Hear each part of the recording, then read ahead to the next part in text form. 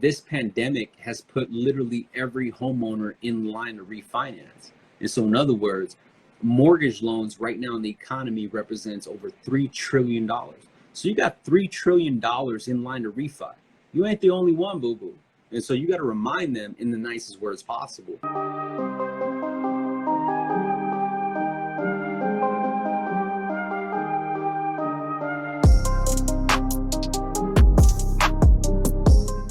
Do you have any tips on communicating with loan processors given current turn times and pipeline size? Hell yeah, all the time, man. One thing is, our initial reaction is to kind of get frustrated, right? Because our borrowers are hitting us up with frustration and be like, man, I thought this would be done by now.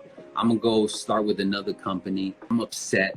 At the end of the day, man, you got to remind them that this pandemic has put literally every homeowner in line to refinance. And so in other words, mortgage loans right now in the economy represents over $3 trillion.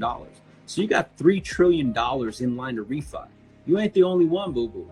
And so you got to remind them in the nicest words possible. And you got to remind them that they're not the only one, right? So how you communicate with your processor is exactly how I show on the YouTube channel. Again, if you're not on the YouTube, it don't sound like you're on the YouTube, hit up the YouTube, subscribe. I got a video that tells you exactly how to do it. But in short, what it sounds like is you hit up the processor and you say, hey, I got a meeting with Jim Jones and Kelly or Karen at 3 o'clock. Is there anything that I can fetch for you so I can help you move this off your desk? I can help you push this. You know what I mean? And that's an incentive to the processor.